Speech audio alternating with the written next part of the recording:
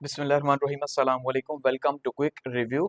और quick review current affair series के अंदर आपका वेलकम है। और करंट अफेयर्स में आज हम जो है डिस्कस करेंगे जी 11 जून के इंपॉर्टेंट नेशनल और इंटरनेशनल करंट अफेयर्स। ठीक है, तो स्टार्ट करते हैं। सबसे पहले हमारे पास क्या है कि यूएस जो है उसके सेंटकॉम चीफ साहब ने कहा है कि पाकिस्तान और अमेरिका जो है उसकी जो पार्टनरशिप है वो फिनोमिनल पार्टनरशिप है काउंटर टेररिज्म के ऊपर। बड़ी बात है कि अमेरिका से जो है पाकिस्तान के लिए कोई पॉजिटिव मैसेज आया है। इसका मतलब ये है कि पाकिस्तान और अमेरिका दोबारा से शायद जो है वो किसी अलाइनमेंट का हिस्सा बनने जा रहे हैं, या हम देख रहे हैं कुछ चीज़ें शायद कुछ नई डेवलपमेंट्स हो रही हैं, या अमेरिका को दोबारा से महसूस हुआ होगा पाकिस्तान की ज़रूरत है उससे। ठीक है, तो इसको डिस्कस करेंगे। नेक्स्ट हम देखेंगे जी ट्रंप साहब जो के हवाले से कहा जा रहा है कि भाई वो विलिंग है कश्मीर इशू को सॉल्व करने के लिए। ठीक है, और ये भी यूएस का स्टेट डिपार्टमेंट कह रहा है। तो ये जो बैक टू बैक न्यूज़ आ रही हैं इससे हमें आइडिया हो रहा है कि शायद कुछ चीज़ें बदलने जा रही हैं पाकिस्तान और अमेरिका को लेके, चाहे वो फ्रंट पे हमें दिखाई ना दे। जैसे कहा जा रहा है कि भाई आर्मी चीफ साहब का भी जो है वो दौरा होने लगा नेक्स्ट 1 to 2 डेज के अंदर, वहाँ पे उनकी मुलाकात होगी हाई लेवल के ऊपर मुख्तलिफ डेलीगेशंस के साथ। तो इससे भी हमें कुछ आइडिया हो रहा है कि शायद पाकिस्तान कोई डील हासिल करने की कोशिश कर रहा है और उसके अगेंस्ट में अमेरिका भी कुछ जो है वो चाह रहा है। इनको डिस्कस करेंगे। नेक्स्ट हम बात करेंगे जी कि बिलावल साहब जो हैं वो लंदन पहुंच चुके हैं अपने अमेरिका के बाद। अमेरिका आपको पता है डिप्लोमेटिक मिशन के ऊपर गए हुए हैं, तो अब वो वहां से लंदन आए हैं और यहाँ पे भी उन्होंने आके कुछ बातचीत की, उसको डिस्कस करेंगे। और उन्होंने कहा है कि भाई जो ट्रम्प साहब हैं उनकी जो पीस एफर्ट्स हैं वो बड़ी काबिल कदर हैं, लेकिन इंडिया जो है वो उनको सबोताज करने की कोशिश कर रहा है। ठीक है, नेक्स्ट बात करेंगे जो ईरान है उसने जो है वो बहुत ही हार्ड लाइन जो है वो ले ली है, और हम देख रहे हैं किस तरह डे बाय डे जो है वो डेवलपमेंट्स होती जा रही हैं और किस तरह से चीज़ें बहुत ही ज़्यादा कॉम्प्लेक्स या कॉम्प्लिकेटेड होती जा रही हैं। तो वो कह रहे हैं भाई कि अगर हमारे ऊपर कोई एक्शन हुआ, यानी इसराइल ने कोई स्ट्राइक कर दी या यूएस ने कोई कर दी, तो हम क्या करेंगे, हम यूएस बेसिस जो है मिडिल ईस्ट के अंदर उनके ऊपर अटैक करेंगे। ठीक है, तो डायरेक्टली यानी यूएस को धमकी देने की कोशिश की कि तुम चाहो तो इसराइल को रोक सकते हो, अगर वो फिर भी करेगा तो फिर मैं तुम्हारे ऊपर अटैक करूंगा। तो शायद ये लग रहा है कि जो डील चल रही है यूएस ईरान के बीच में वो कामयाब ना हो सके। कुछ इस तरह के हालात हमें नजर आ रहे हैं। इसी में हम रशिया की बात भी करेंगे कि वो जो है वो क्या ऑफर कर रहा है अमेरिका और ईरान को। नेक्स्ट हम बात करेंगे जी यूएस और चाइना जो है, आपको पता है उनका सेकंड राउंड था जो है वो डायलॉग्स का ट्रेड के हवाले से। तो उसके हवाले से जो है ट्रम्प साहब ने कहा है कि वो कामयाब हो गया, तो शायद जो है वो अब ट्रेड जो है कुछ ना कुछ, ये तो नहीं कह सकते 100% बहाल हो जाएगी, लेकिन कुछ ना कुछ यूएस और अमेरिका के बीच, चाइना के बीच में जो है वो बहाल हो जाएगी, और उसकी जो है वो कोशिशें की जा रही हैं। और लास्ट में हम बात करेंगे क्लाइमेट चेंज के हवाले से कि ग्रीनलैंड जो है, ग्रीनलैंड के अंदर और आइस के जो है लैंड के अंदर, दोनों के अंदर, ग्रीनलैंड और आइसलैंड के अंदर जो है वो आइस बहुत तेजी से मेल्ट हो रही है, और आर्कटिक जो सर्कल है, जो पूरा पोलर जोन है हमारा, वो बहुत तेजी से मेल्ट हो रहा है। कहा जा रहा है 17 टाइम्स फास्टर देन एवरेज।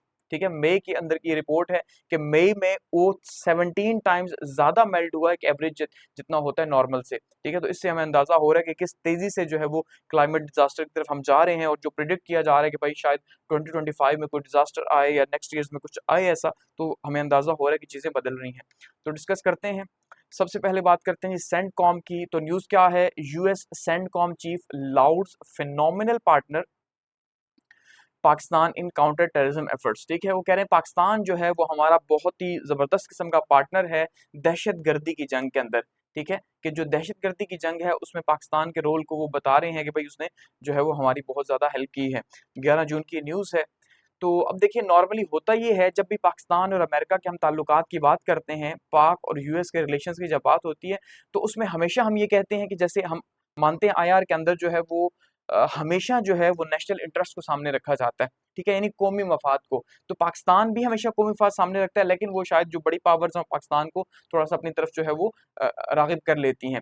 तो अब यूएस जो है वो तो हमेशा ही नेशनल इंटरेस्ट के ऊपर बात करते हैं। तो अब ऐसा यूएस का क्या नेशनल इंटरेस्ट जो है वो आन पहुंचा कि वो मुख्तलिफ जगहों से हम देख रहे हैं कि भाई पाकिस्तान के लिए अच्छी बातें की जा रही हैं, और पाकिस्तानी मीडिया तो शायद इसको जो है बताने की कोशिश कर रहे हैं कि भाई क्योंकि पाकिस्तान का जो डिप्लोमेटिक मिशन है, खास करके जो बिलावल साहब वहां पे गए और उन्होंने जो है वो काफी खुल के बातें की हैं, तो इससे शायद पाकिस्तान और यूएस के बीच में इस तरह के मामला बने। गो कि इससे कोई लिंक दिखाई नहीं दे रहा कि बिलावल भुट्टो का डेलीगेशन उस लेवल पे तो हरगिज नहीं था कि भाई वो यूएस की गवर्नमेंट को उस तरह से इंप्रेस कर सकता और ये बयानात देते। तो इससे हमें ये आइडिया हो रहा है कि शायद यूएस जो है उसको पाकिस्तान की जरूरत फिर से महसूस हो रही है, लेकिन उसको हमेशा जब भी जरूरत महसूस होती है वो हमेशा पाकिस्तान के लिए खतरनाक होती है और पाकिस्तान को 10 से 20 साल पीछे धकेल देती है। तो सवाल ये है कि इस बार जो है सबसे बड़ा क्वेश्चन है कि क्यों यूएस जो है महसूस कर रहा है कि पाकिस्तान की ज़रूरत है, क्या वो हासिल करना चाह रहा है पाकिस्तान से, तो इसको हम ज़रूर डिस्कस करेंगे। और वो भी हम ये देखेंगे एक साइड पे जब उसकी इंडिया के साथ पार्टनरशिप चल रही है और भी काफ़ी अच्छी चल रही है, वो भी चाइना के अगेंस्ट में, ठीक है?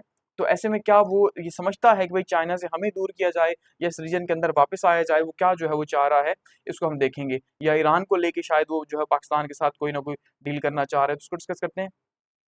यूएस सेंट्रल कमांड जो है जिसको सेंटकॉम कहा जाता है, ठीक है, उनके जो चीफ साहब है जनरल मिखाइल कुरिला जो हैं, उन्होंने क्या कहा जी, वो कहते हैं पाकिस्तान और यूएस की जो पार्टनरशिप है खास करके काउंटर टेररिज्म को लेके, ठीक है, दहशतगर्दी के खिलाफ जो जंग है, जो हमने देखा कि उसमें अगर वो दिल से भी कहें तो कह सकते हैं, गो कि अमेरिका इसको कभी रिकॉग्नाइज नहीं करता, लेकिन 9/11 के बाद शायद पाकिस्तान जैसी सपोर्ट उसे किसी मुल्क ने, उसके जो नेटो जो एलाइज हैं, उन्होंने भी वो सपोर्ट नहीं दी जो पाकिस्तान ने एक नॉन नेटो एलाई के तौर पे जो है दी है 2001 के बाद, आपको पता है, ठीक है। गो कि पाकिस्तान के ऊपर हमेशा से डबल गेम का जो है इल्जाम लगा है कि पाकिस्तान एक साइड से तालिबान को सपोर्ट करता रहा, दूसरी साइड से अमेरिका को भी सपोर्ट करता रहा, तो ये इल्जाम तो लगा ही है, ठीक है। और 2015 में हमने देखा कि बहुत ज्यादा हालात पाकिस्तान और अमेरिका के बीच में खराब हुए और वो जो ट्रस्ट था वो खत्म हो गया। 2021 में भी हमने देखा कि वो ट्रस्ट का लेवल जो था वो बिल्कुल टूट गया जब यहाँ पे तालिबान ने कब्जा कर लिया। तो अब फिर से हम देख रहे हैं चीजें जो है रिवाइव हो रही हैं। तो कह रहे हैं पाकिस्तान का जो रोल है, अब वो जो रोल डिफाइन कर रहे हैं वो शायद हमें खुद भी पाकिस्तानियों को वो इतना ज्यादा हाईलाइट नहीं हुआ हुआ। वो कहते हैं आईएस खुरासान जो है, जिसको आईएसके कहा जाता है, जो पाकिस्तान के अंदर मुसलसल अटैक कर रही है, ठीक है, और खासकर तहरीक तालिबान जो है पाकिस्तान की बात की जा रही है कि इनको काउंटर करने में पाकिस्तान ने हमारी बड़ी मदद की है। हालांकि उन्होंने इनको काउंटर नहीं किया, सबसे पहली बात तो ये है, ठीक है। दूसरा, पाकिस्तान ने भी इनको अभी तक काउंटर नहीं किया। अगर तहरीक तालिबान के खिलाफ पाकिस्तान ने ऑपरेशन किया एक वक्त के दौरान, लेकिन आईएसकेपी के खिलाफ तो उस तरह से हम खुल के कभी आए नहीं, ना ही वो यहाँ से डायरेक्टली ऑपरेट कर रहे हैं। तो ये क्यों जो है तारीफें की जा रही हैं, काफी इंपॉर्टेंट है।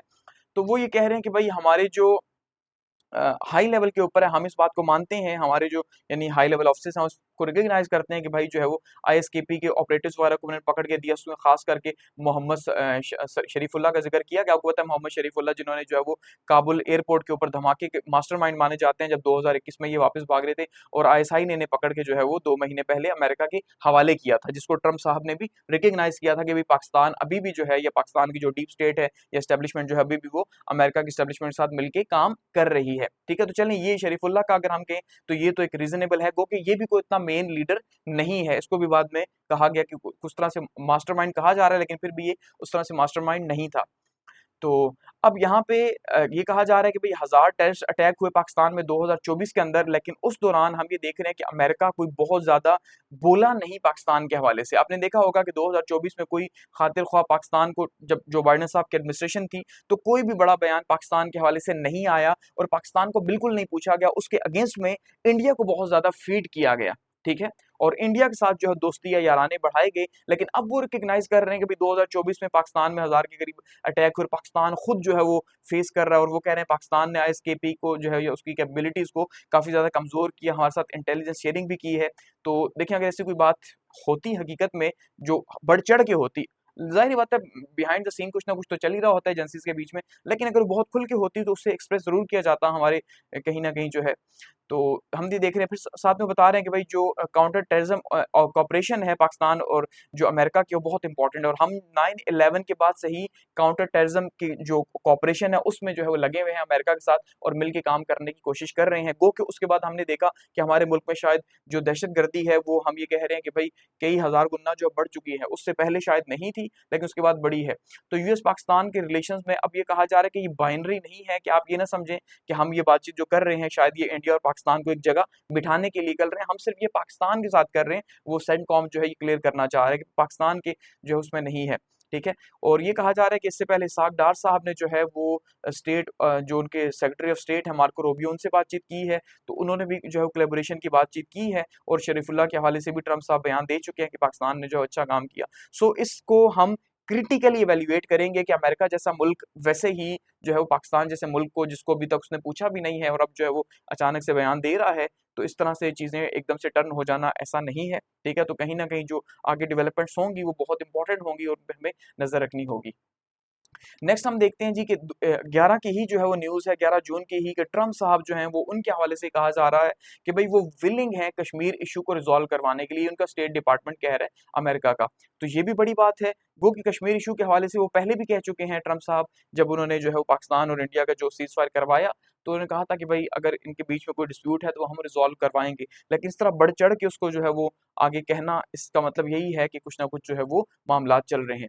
तो यूएस रीअफ़र्म कर रहा है इस कमिटमेंट को कि वो कश्मीर को जो है मेडिएशन करवाना चाहता है, और स्टेट डिपार्टमेंट कैसे इसको प्रेज़ेंट कैसे कर रहा है, वो बताना चाह रहा है कि ट्रम्प साहब कोई मैजिकल शख्सियत हैं, और जैसे पूरी दुनिया के अंदर ट्रेड एंड टैरिफ के नाम पे उस बंदे ने, या अमेरिका के अंदर आप देखें जो प्रोटेस्ट हो रही है, जो हालात बने हुए हैं, तो उनकी जो शख्सियत है उसने दुनिया को अभी तक तो क्राइसिस में ही डाला है, और शख्सियत का अंदाज़ा यहीं से हो जाना चाहिए कि भई क्या गज़ा के अंदर जो है वो वॉर बंद हुई है या नहीं हुई। और फुल टाइम सपोर्ट है, आपने देखा अभी 1 हफ्ता पहले ही उन्होंने वीटो की है, जो रेज़ोल्यूशन पेश की गई थी कि भई जो है वहाँ पे सीज़ फायर हो। तो इसी से हमें अंदाज़ा हो रहा है कि वो कितना, वो शख्स जो है मुख़लिस हो सकता है मुसलमानों को लेके और पाकिस्तान को लेके।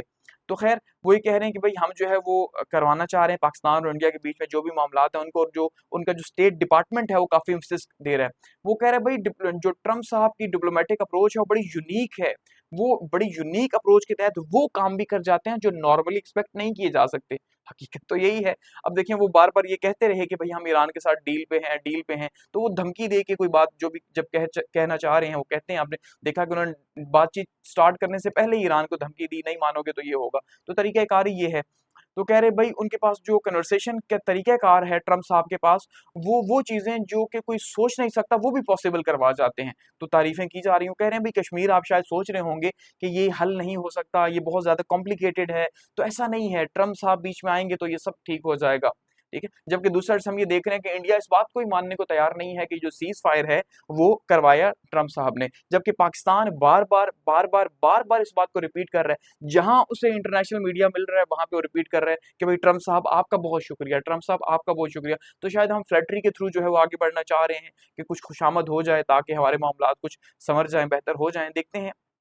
ख़ैर, तो पाकिस्तान जो है वो ये कह रहे हैं कि भई जो पाकिस्तान है उसके जो डिप्लोमैटिक जो ताल्लुकात हैं वो वाशिंगटन के साथ शायद बेहतर होने जा रहे हैं, और इंडिया जो है वो अपना काउंटर नैरेटिव बिल्ड कर रहा है। आपको पता है शशि थरूर की जो है वो ज़ेर सरकर्दगी जो है वो भी गए हुए, हालाँकि शशि थरूर को बड़ा आला पाई का डिप्लोमेट भी कहा जा सकता है, क्योंकि डिप्लोमेट तो नहीं है लेकिन बिलावल से काफ़ी ज़्यादा मैच्योर, ज़ाहिर-सी बात है, एजुकेटेड या उस लिहाज से जो है वो काफ़ी आगे हैं, लेकिन फिर भी अभी तक उन्हें कोई खातिर-ख्वाह कामयाबी हासिल नहीं हो सकी, और शायद अमेरिका को इस बात पे गुस्सा हो कि इंडिया क्यों नहीं रिकॉग्नाइज़ कर रहा कि भई अमेरिका ने जो है वो रोल प्ले किया सीज़ फायर के अंदर, और वो तो डिनाई कर रहा है।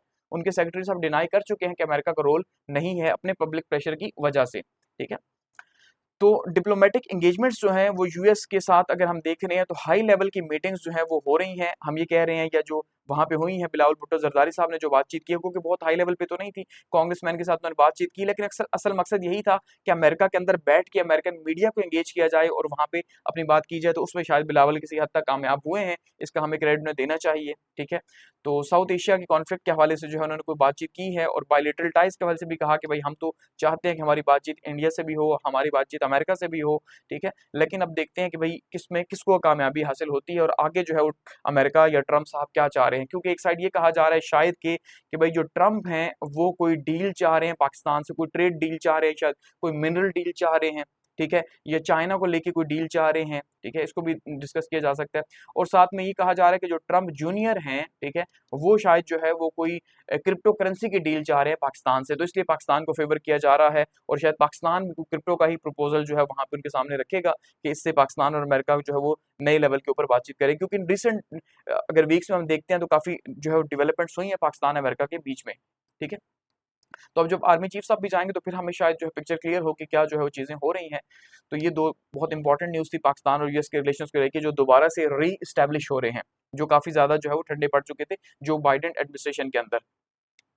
नेक्स्ट बात करते हैं जी, जो बिलावल साहब हैं वो पहुंच चुके हैं जी लंदन में, और लंदन में जो है वो बता रहे हैं कि India wants to sabotage President Trump's peace efforts. Bilawal Bilawal साहब ये कह रहे हैं कि भाई देखिए फिर से वो बार-बार उन्होंने अमेरिका के अंदर भी यही बात कही है कि भाई आपका बहुत शुक्रिया, आपने जो है हमारे बीच में पीस एफर्ट्स करवाई हैं। तो लंदन में भी उन्होंने प्रेस कॉन्फ्रेंस की है और प्रेस कॉन्फ्रेंस के अंदर उन्होंने ये बात दोबारा से कही है कि भाई हम जो है यानी पाकिस्तान जो है वो तो रिकग्नाइज करता है कि अमेरिका ने या ट्रंप ने बहुत ही इंपॉर्टेंट रोल प्ले किया साउथ एशियन नेशंस में जो न्यूक्लियर आर्म स्टेट्स हैं, ठीक है। इन न्यूक्लियर आर्म स्टेट्स को जंग से रोकने के लिए, मजीद आगे बढ़ने से रोकने के लिए उन्होंने सीजफायर करवाया। हम इसको रिकग्नाइज करते हैं, लेकिन इंडिया इसको रिकग्नाइज नहीं कर रहा, वो इसको सबूताज करने की कोशिश कर रहा है और वो फिर से जो है हमें वॉर में धकेलना चाहता है। तो ये भी अच्छी बात है कि इन्होंने लंदन में जो है जो एंट्री ली है, तो ये एक ऐसी प्रेस कॉन्फ्रेंस से ली है कि दोबारा से वो वही ब्लेम गेम चल रही है, लेकिन इस टाइम पे यही हो सकता है कि आप काउंटर करें अपने जो अपोजिशन में है उनको, उनके नैरेटिव को। तो यहाँ पे जो है बातचीत हुई है। तो बिलावल भुट्टो साहब जो है उन्होंने इंडिया को एक्यूज किया सबूताज करने में कि भाई वो यूएस के जो डोनाल्ड ट्रंप साहब के एफर्ट्स हैं। तो ये एक पॉजिटिव जो है वो हम ये कह सकते हैं पाकिस्तान के लिहाज से एक पॉजिटिव शॉट आप कह सकते हैं कि उन्होंने मलबा एक तो ट्रंप को रिकग्नाइज भी कर दिया कि भाई आपने तो एफर्ट्स किए हैं, लेकिन इंडिया तो आपको मान ही नहीं रहा। तो ट्रंप को प्रेशराइज करने के लिए कि भाई ठीक है भाई जो है वो आप उसको प्रेशराइज करें इंडिया को कि भाई वो हमारे साथ बातचीत करे, ठीक है। तो अब देखते हैं प्रेशराइज होते हैं कि नहीं, लॉन्ग टर्म में हम देखेंगे, लेकिन जाहिर बात है ये इंटरनेशनल मीडिया की न्यूज़ तो वहाँ पहुँचती ही है। तो अब वो लंदन पहुंचे, उन्होंने ये सारी की सारी बातचीत की है और डिप्लोमेटिक जो है डेलीगेशन जो है उस टाइम पे मौजूद है और बातचीत कर रहा है। और जो इंडिया का फॉल्स नैरेटिव है, जो झूठा बयानिया है कि भाई पाकिस्तान ने पहलगाम अटैक किया, उसको जो है वो बताने की कोशिश कर रहा है और बता रहा है कि भाई उन्होंने हमारी जो इंडस वाटर ट्रीटी है उसको भी जो है वो अभी तक खत्म किया हुआ है, ठीक है, सस्पेंड किया हुआ है। वो जो है रीजन को डिस्टेबलाइज करना चाहता है, जबकि पाकिस्तान नहीं चाहता। पाकिस्तान जो है वो विलिंग है डिस्प्यूट्स को रिजॉल्व करने के लिए, बिलावल साहब ये कह रहे हैं, ठीक है। तो अभी तक उन्होंने यही बात की है भाई हम बातचीत करना चाहते हैं, वो नहीं करना चाहते, हकीकत भी यही है, ठीक है। तो उन्होंने बताया कि भाई जिस तरह से अटैक हुए या सब कुछ हुआ, तो पाकिस्तान तो ये कह रहा है कि भाई हम इंटरनेशनली जो है वो उसकी इन्वेस्टिगेशन करवाते हैं, लेकिन आप नहीं मान रहे, यानी इंडिया जो है वो इस बात पे नहीं मान रहा। Pakistan rejects India's war mongering call for evidence, ठीक है, कि पाकिस्तान जो है वो जो सारे इल्जामात जो इंडिया हम पे लगा रहा था हम उनको रिजेक्ट करते हैं, ठीक है। और खास करके जयशंकर को जो है बिलावल साहब ने कहा कि भाई आप जो है ये जो जंग की बातें कर रहे हैं इससे परे हटें और पीस की बातचीत करें। अगर आपको याद हो तो 2019 में हमने आपके साथ क्या किया, बिलावल साहब उन्हें बता रहे हैं, जब आपने मिस एडवेंचर करने की कोशिश की और हमने आपका पायलट भी अभी लंदन को भी पकड़ा, वो भी आपको शायद भूल गया हो। तो अच्छी बात है उन्हें जो है पुरानी बातें याद करवाई हैं ताकि उन्हें एहसास हो कि भाई वो कहाँ पे खड़े हैं, ठीक है। तो कह रहे हैं भाई अभी भी हम ये चाहते हैं कि ये जो आपके मुल्क में जो टेररिज्म है जो आप वहां पे तैयार कर रहे हैं स्टेट स्पॉन्सर जो बलूचिस्तान में हो रहा है या बाकी एरियाज में, तो उसको खत्म करें, ठीक है। उन्होंने इंडिया के ऊपर इल्जाम लगाया, तो जैसे वो लगाते हैं वैसे हमने भी लगाया। साथ में उन्होंने ये भी कहा कि ये जो आपका पहलगाम अटैक हुआ ये इंडियन इंटेलिजेंस का फेलियर था। आप इसका मलबा पाकिस्तान पे ना डालें, अपनी इंटेलिजेंस से पूछें कि वो कहाँ सोई हुई थी कि उसे आइडिया इस बात का नहीं हो सका, ठीक है।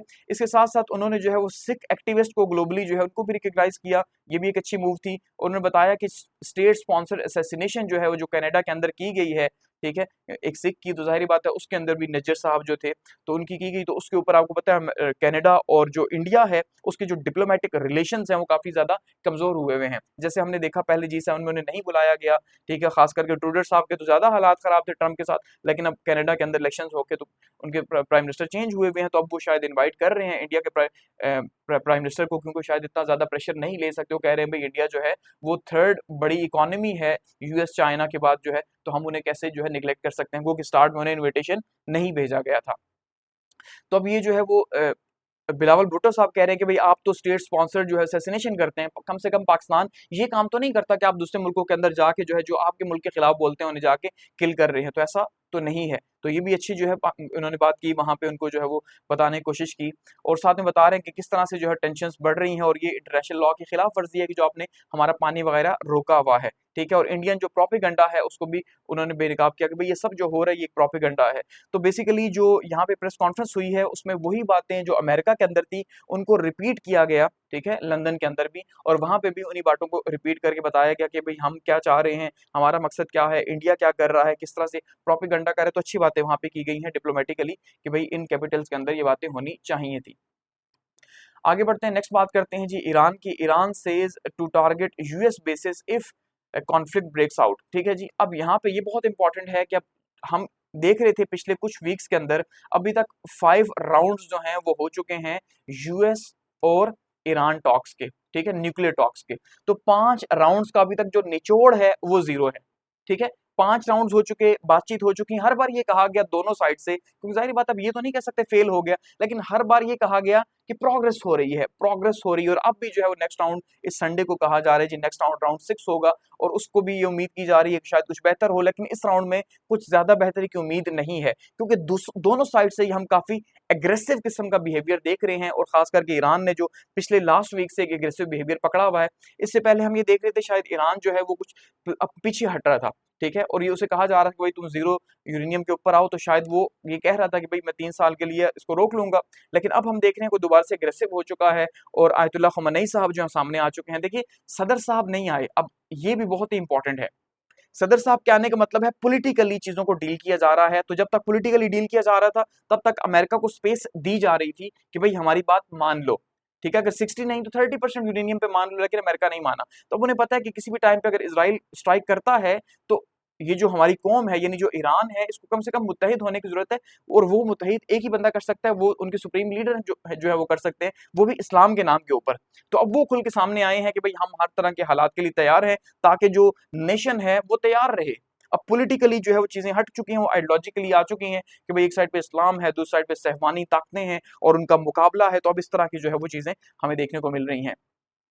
तो ईरान ने इसलिए जो है धमकी देना स्टार्ट कर दी है, और ईरान कह रहा है कि भाई मैं यूएस को वार्न कर रहा हूं कि अगर उसने कोई भी ऐसा मिस एडवेंचर किया, यानी कि इजराइल को अलाउ कर दिया कि वो मेरे ऊपर अटैक करे, तो क्या होगा, मिडिल ईस्ट के अंदर जितनी इनकी बेसेस हैं, वहां पे जो है क्या होगा जी, हम अटैक करेंगे। इनकी बेस कतर के अंदर है, सबसे बड़ी बेस, ठीक है। इसके अलावा यूएई के अंदर इनकी बेस मौजूद है, कुवैत के अंदर जो है वो इनकी बेस मौजूद है, और इसके अलावा जो है बहरीन के अंदर जो है इनकी नेवल बेस मौजूद है। तो 4 ममालिक में जो है इनकी बेसिस यूएस की मौजूद है, ठीक है। एयरफोर्स की बेस भी है, आर्मी मिलिट्री बेस भी है, ठीक है, और नेवल मिलिट्री बेस भी इनकी मौजूद है। तो यहाँ पे वो कह रहे हैं हम इन्हें टारगेट करेंगे डायरेक्टली, तो ये भी काफी खतरनाक है।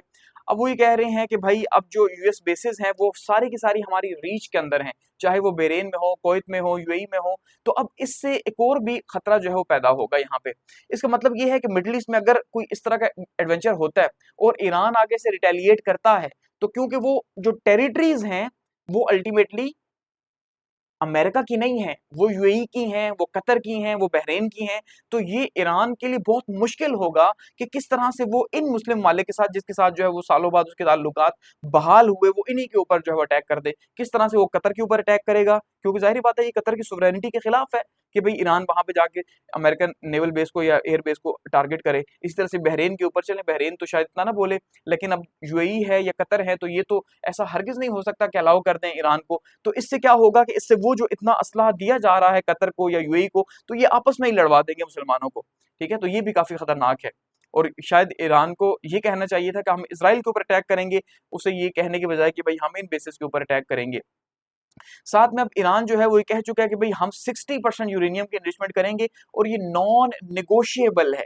इसका मतलब फिर जो नेक्स्ट राउंड हो रहा है उसकी तो जरूरत ही नहीं है, जब आप ये कह रहे हैं कि आप 60% से कम हो पे आएंगे ही नहीं, ठीक है। और अमेरिका ये कह चुका है कि हम आपको 0 से ऊपर नहीं जाने देंगे, तो फिर तो बात खत्म है। हालांकि जो 2015 का एग्रीमेंट था उसमें ये कहा गया था कि 3.67 पे कैप करना है आपने अपने यूरेनियम को, लेकिन क्योंकि वो 2018 के अंदर खत्म हो गया, ट्रंप साहब जो है उसमें निकल गए, यानी अमेरिका निकल गया, तो उन्होंने फिर जो है आहिस्ता आहिस्ता अपने यूरेनियम के एनरिचमेंट को 60% पे लेके चले गए हैं, ठीक है। तो अब जो है वो एक और खतरा भी है कि ईरान जो है वो आईएईए जो है उसकी जद में भी आ सकता है, क्योंकि आईएईए जो है इंटरनेशनल एटॉमिक एनर्जी का जो इदारा है, वो उसने जो है वो ईरान का भी जितनी भी न्यूक्लियर साइट्स हैं इनका विजिट करना है, लेकिन शायद अब ईरान उसे उन्हें अलाउ करे या ना करे, ये बहुत इंपॉर्टेंट है। Trump warnings optimistic as tension escalates. अब जो ट्रंप साहब हैं वो बेसिकली इस टाइम तक होपफुल हैं, लेकिन गो के जैसे अभी कल तक तो होपफुल थे, कह रहे थे कि बातचीत हो जाएगी, लेकिन आज की जो न्यूज है उसमें ट्रंप साहब को बहुत ज्यादा होपफुल नहीं है, वो लेस कॉन्फिडेंट है, ठीक है जी। यानी अमेरिका, इसका मतलब ये है कि लेस कॉन्फिडेंट है, सिंपली इसका मतलब यही है कि उसे पता है कि ईरान हमारी कंडीशन पे नहीं आएगा, हम ईरान की कंडीशन पे नहीं जा सकते इसराइल की वजह से। सो यहाँ पे कॉन्फ्लिक्ट बनना ही बनना है, या तो मजीद सैंक्शंस की शक्ल में बन सकता है, या शायद किसी और वॉर की शक्ल में बन सकता है। तो ये न्यूक्लियर एग्रीमेंट जो है वो काफी मुश्किल होता जा रहा है, और अब देखेंगे कि ये जो है वो किस तरह से, क्या सैंक्शंस लगेंगी या कोई वॉर जो है वो नहीं हो सकती है। तो ये काफी खतरनाक किस्म का है, क्योंकि अब खमेनी साहब जो है वो सामने आ चुके हैं, और वो लीड कर रहे हैं एक तरह से, और आइडियोलॉजिकल बेसिस को लीड कर रहे हैं कि भाई हम जो है वो किसी से कम नहीं है, आप हमें इस तरह से धमकियां देके नहीं कर सकते, ठीक है। तो ये बहुत इंपॉर्टेंट है। अब इसी में हम ये देख रहे हैं कि रशिया जो है उसने जब लास्ट वीक एक फ़ोन कॉल की थी ट्रम्प साहब को पुतिन ने, ठीक है, तो उसमें कुछ बातचीत हुई थी जिसको अभी जो है वो डिस्क्लोज़ किया जा रहा है, और ये कहा जा रहा है कि रशिया ने ये प्रपोज़ल दिया हुआ था पहले कभी कि भाई मैं ईरान और आपके बीच में, यानी यूएस और ईरान जो है इसके बीच में मीडिएशन के लिए मैं तैयार हूँ। रशिया जो है उसने कहा था मैं तैयार हूँ, ठीक है। यानी एक साइड पे रशिया है, एक साइड पे जो है वो ईरान है और एक साइड पे जो है वो यूएस है। तो मीडिएशन की कौन करवाएगा? रशिया करवाएगा, क्योंकि रशिया के जो ताल्लुकात हैं वो ईरान के साथ बताया था आपको कि बहुत अच्छे हैं, ठीक है। और इस टाइम पे भी यूक्रेन वॉर के अंदर जैसे इल्ज़ाम लगता है कि भाई ईरान जो है उन्हें मिसाइल्स वगैरह प्रोवाइड कर रहा है, और बहुत सारी टेक्नोलॉजी जो है वो रशिया से ली हुई है ईरान ने। तो अब ऐसे में रशिया जो है वो ये कह रहा है कि भाई ये जो डेडलॉक है यूएस ईरान के न्यूक्लियर नेगोशिएशंस के बीच में, इसमें मैं जो है वो काम कर सकता हूँ। मैं क्या कर सकता हूँ? Remove highly enriched uranium from Iran, कि भाई जो बहुत ज़्यादा एनरिच यूरेनियम है मैं उसे रिमूव कर सकता हूँ, और उसे रिमूव करके सिविलियन पर्पसेस के लिए मैं उसे कन्वर्ट कर सकता हूँ, ठीक है। क्यों कहते हैं जी convert into the civilian reactor fuels के अंदर उसे किया जा सकता है, अगर आप मुझे कहें तो। अब क्या सवाल ये है कि अमेरिका इस बात पे मानेगा या नहीं मानेगा, हालांकि हालात मुश्किल हैं, ठीक है, लेकिन रशिया ने अपनी तरफ से प्रपोजल दे दिया, क्योंकि रशिया चाह रहा है कि ईरान को प्रोटेक्ट किया जाए और अमेरिका जो है वो एक और मुल्क के साथ इस तरह से न करे। और दूसरा, जैसे मैंने कहा था कि बशर अल असद साहब जो है वो रशिया के अंदर ही बैठे हुए हैं और वो फुल टाइम लॉबिंग कर रहे हैं ईरान के लिए, और उनकी इस टाइम पे फुल टाइम जो मसरूफियत है वो क्या है, वो मिडल ईस्ट पे है तवज्जो उनकी सारी की सारी, और ईरान के साथ, और ईरान के अंदर से भी फुल टाइम उनके साथ जो है वो एंगेजमेंट्स हो रही हैं। और ये कहा जा रहा है कि भाई रशिया को आप मेंटली रेडी रखिए कि किसी तरह के भी हालात हों तो कम से कम कोई मुल्क हमें सपोर्ट कर सके, ठीक है, तो ये कहा जा रहा है। तो अब वो रशिया ये कह रहा है कि भाई हम पॉलिटिकली ये बातें नहीं कर रहे, हम प्रैक्टिकली करना चाहते हैं कि भाई आप अगर हमें अलाउ करेंगे तो। और अगर ऐसा होता है, यानी अगर रशिया जो है वो ईरान में आ जाता है, तो ज़ाहिर बात है फिर यहाँ पे अमेरिका के लिए बहुत मुश्किल हो जाएगा कि वो कोई ऑपरेशन वगैरह कर सके। तो ये भी काफ़ी जो है वो टफ किस्म की कंडीशन है कि ऐसा कैसे पॉसिबल होगा, ठीक है। तो अब देखते हैं कि इस बात को माना जाएगा या नहीं माना जाएगा, या आईएईए जो है वो अलाउ करेगा या नहीं करेगा। अब ये आईएईए जो है बैठा हुआ है। What to know about IAEA's nuclear inspection ahead of vote on censuring Iran, ठीक है। अब हम ये देख रहे हैं कि इनका अभी जो है वो इन्होंने जून के अंदर जो है रिपोर्ट पेश करनी है। आईएईए को बेसिकली जरा समझिएगा कि ये किस तरह का इदारा है। इसे 1957 के अंदर जो है वो बनाया गया, और बनाया किस लिए गया कि भाई आपने क्या करना है, जो न्यूक्लियर है, ठीक है जी, जो न्यूक्लियर एनर्जी है उसको आपने पीसफुल पर्पसेस के लिए पूरी दुनिया के अंदर मॉनिटर करना है। यानी कोई भी दुनिया के अंदर मुल्क जो है आप वहां पे मुंह उठा के जा सकते हैं और उसे कह सकते हैं कि भाई दिखाओ मुझे कि तुम्हारा न्यूक्लियर प्रोग्राम किस पर्पस के लिए यूज हो रहा है। अगर वो उसे जो है वो एटम बम बनाने के लिए किसी और चीज के लिए इस्तेमाल कर रहे हैं तो आप उसके ऊपर पाबंदियां लगा सकते हैं। आपका काम यह है कि पूरी दुनिया जो है उसे न्यूक्लियर एनर्जी को जो है वो सिविलियन पर्पसेस के लिए यूज करे।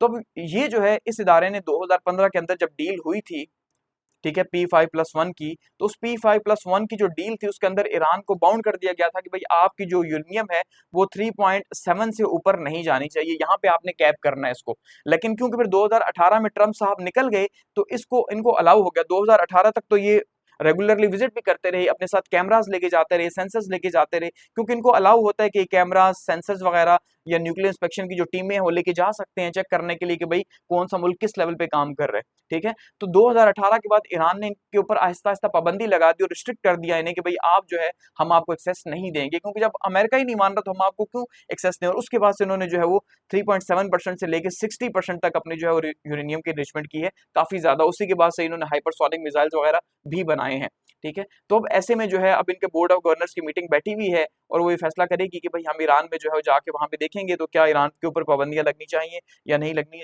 चाहिए, या क्या मामला बनेंगे। तो इस टाइम पे ईरान और यूएस और इसराइल जो है, या ईरान और यूएस की जो डील्स है इस टाइम पे टॉप 10 बनी हुई है कि भाई ये क्या रुख इख्तियार करेगी इन फ्यूचर जो है। नेक्स्ट बात करते हैं जी, यूएस और चाइना के बीच में जो है बातचीत फाइनलाइज हुई है किसी ना किसी बात के ऊपर, और वो क्या है कि ट्रूस जो है वो हो गया है टैरिफ को लेके, ठीक है। आपको पता है यूएस ट्रम्प साहब ने जो है टैरिफ लगा दिया था, 145% टैरिफ लगा था चाइना के ऊपर ग्रेजुअली, और चाइना ने भी 145% ही अमेरिका के ऊपर लगा दिया था। लेकिन ये दोनों के लिए ही जो है वो सस्टेनेबल नहीं था, दोनों की ही इकोनॉमी और से ग्लोबल इकोनॉमी के ऊपर बहुत बड़ा असर आना था। तो इस वजह से इनके जो है वो ट्रेड राउंड्स हुए, ट्रेड नेगोशिएशंस के, और उसमें जो है ये कहा जा रहा है कि जो सेकंड राउंड है इस सेकंड राउंड में जो है कामयाबी मिली है और जो है वो कुछ बातों के ऊपर एग्रीमेंट हो गया, तो अब ये जो ट्रेड है वो बहाल होगी। ठीक है। तो यूनाइटेड स्टेट्स और चाइना जो है वो पहुंच चुके हैं जी एक टेंटेटिव फ्रेमवर्क एग्रीमेंट के ऊपर, ठीक है। और उन्होंने ये बात कही है, ये जो ट्रेस है, ये जिनेवा ट्रूस का इसको नाम दिया गया कि जो बातचीत हुई है तो जिनेवा ट्रूस का इसको नाम दिया गया है। ट्रेड टेंशन जो है थोड़ी सी कम होंगी। और अमेरिका क्यों घुटनों पे आया? इसलिए कि अमेरिका को रेयर अर्थ मिनरल्स चाहिए। अब इस बात को जरा समझिएगा। देखिए, अमेरिका ने या ट्रम्प साहब ने बहुत हार्ड लाइंस ली चाइना को लेके, गो कि चाइना के लिए भी ये अनसस्टेनेबल था कि चाइना के जो फैक्ट्री वाले थे उन्होंने ये कह दिया कि 35% से ज्यादा का टैरिफ लगा तो हम इसे सस्टेन नहीं कर पाएंगे। तो 145% तो बहुत ज्यादा है, ठीक है। तो इसलिए बहुत ज्यादा था। तो चाइना ने क्या किया जी, रेयर अर्थ मिनरल्स जो थे, जो 90% चाइना से निकलते हैं, ठीक है, और कुछ जो है वो यूक्रेन से भी निकलते हैं, तो उन होल्ड कर लिया कि भाई आपकी जितनी भी तरक्की है, जो आप जो है वो कंप्यूटर बना रहे हो, लैपटॉप बना रहे हो, फोन बना रहे हो, ठीक है, आप जो टेक्नोलॉजीज बना रहे हो, इतना एडवांस हो रहे हो, जो चिप्स बना रहे हो, जब तक रेयर अर्थ मिनरल्स मेरे पास से जाएंगे ही नहीं तो आपकी जो कंपनीज की जो रिक्वायरमेंट है वो तो पूरी ही नहीं होगी। तो आप करो जो करना है। इसकी वजह से जो ट्रम्प साहब है उनके ऊपर बहुत ज्यादा प्रेशर आया कि भाई अगर ऐसे होगा तो फिर हम कैसे आगे चलेंगे। तो इस वजह से रेयर अर्थ मिनरल्स की वजह से जो है फिर ये डील पॉसिबल हुई है कि अमेरिका को ये चाहिए, तो इसलिए वो घुटनों पे आया और चाइना ने जो है वो अपने आप को मनवाया, ठीक है। और रिटेलिएटरी टैरिफ जो है उसने भी काफी परेशान कर दिया था, क्योंकि अमेरिका की जब चीजें पहले से ही कॉस्टली होती हैं तो उनके ऊपर जब 145% टैरिफ लगा तो वो तो बिल्कुल बर्दाश्त नहीं कर सकेंगे, उनकी तो सेल खत्म हो जाएगी। जबकि चाइना की फिर भी कुछ ना कुछ सस्टेन कर जाएंगी। तो इसलिए जो यूएस के जो कांग्रेस सेक्रेटरी हैं वो उन्होंने जो है मुलाकात की है जो चाइना के कांग्रेस सेक्रेटरी हैं उनसे, और यहाँ पे बातचीत हुई और उसको जो है वो ट्रंप ने जो है वो फाइनल भी कर दिया। ट्रंप साहब ने 2 घंटे पहले बयान दिया है कि भाई हमारी जो है चाइना से बातचीत हो गई है, और उसके बाद जो है कहा जा रहा है कि भाई ये जो यूएस है वो क्या कर रहा है जी, वो कुछ ट्रेड के जो सेंक्शंस वगैरह हैं, रिस्ट्रिक्शंस है, उसको खत्म कर देगा चाइना के ऊपर से, ठीक है। और इस तरह से यानी सब नहीं कर रहा, याद रखिएगा, सब ओके नहीं है, लेकिन कुछ जैसे अब वो रेयर अर्थ मिनरल्स के ऊपर से कुछ थोड़ा सा हाथ हल्का रखेंगे, इसी तरह से अमेरिका भी कुछ जो है वो हाथ जो है वो हल्का रखेगा। तो इससे क्या होगा कि ट्रेड जो है चल पड़ेगी। तो जाहिर बात है इतना तो चलता ही है इंटरनेशनल ट्रेड के अंदर। तो अब देखते हैं कब तक जो है ये मामला रहते हैं, लेकिन इससे कम से कम जो इंटरनेशनल ट्रेड को थ्रेट था लॉन्ग टर्म के अंदर, वो थ्रेट जो है वो कम हुआ है, आप ये कह सकते हैं। गो के चैलेंजेस अभी मौजूद हैं क्योंकि ग्लोबल इकोनॉमी जो है वो इन दोनों मुल्कों के ऊपर डिपेंड कर रही है। अगर चाइना की इकोनॉमी को नुकसान होता है या यूएस की, तो जाहिर बात है पूरी वर्ल्ड इकोनॉमी जो है वो नीचे आएगी। ऐसा ही है। तो अब जो ट्रम्प साहब हैं उनकी जो टैरिफ पॉलिसी है उसने ऑलरेडी पूरी दुनिया को जो है प्रॉब्लम में डाला हुआ है। तो अगर यहाँ पे इनकी ट्रेड डील ना होती तो और ज्यादा क्राइसिस पैदा हो जाने थे।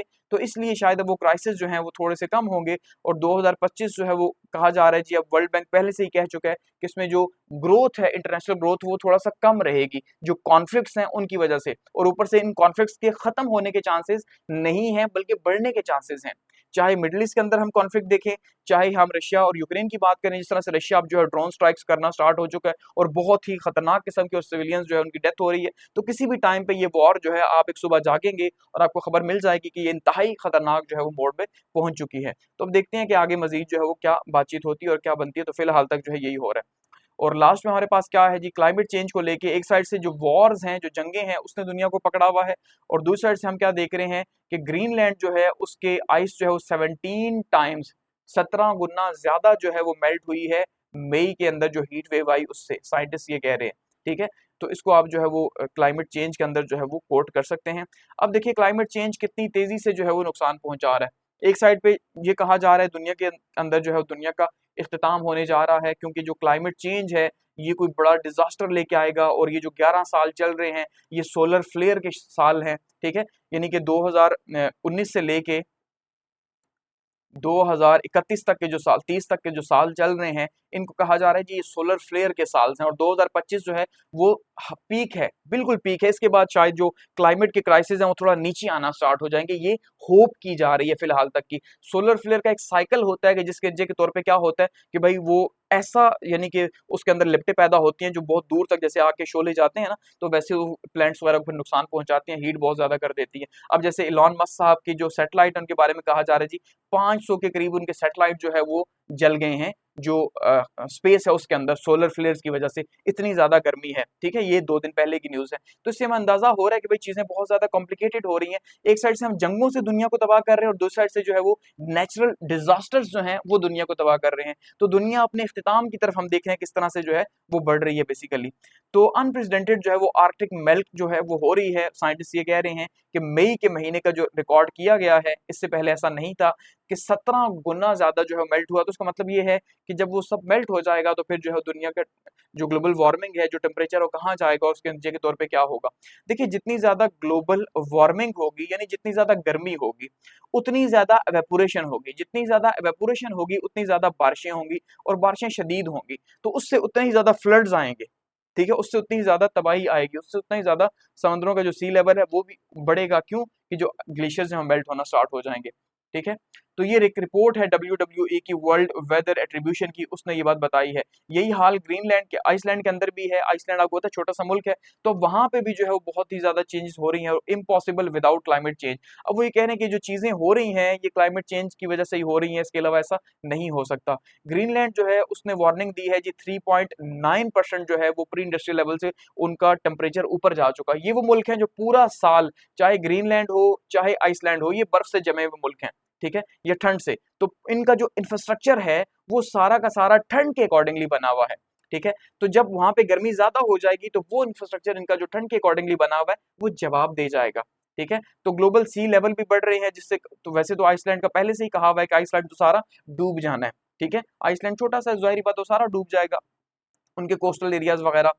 तो अब साइंटिस्ट ये कह रहे हैं कि हर 100 साल में ये होता है, ठीक है, लेकिन इस बार थोड़ा सा ज्यादा हो रहा है, तो हर 100 साल में ये प्रोसेस होता है और जिसके नतीजे के तौर पे हम देखते हैं इतनी ज्यादा तबाही है। अब आइसलैंड जो है उसने 26 डिग्री सेंटीग्रेड जो है वो उसका टेम्परेचर रहा, जो कि 13 डिग्री सेंटीग्रेड अबव नॉर्मल रहा।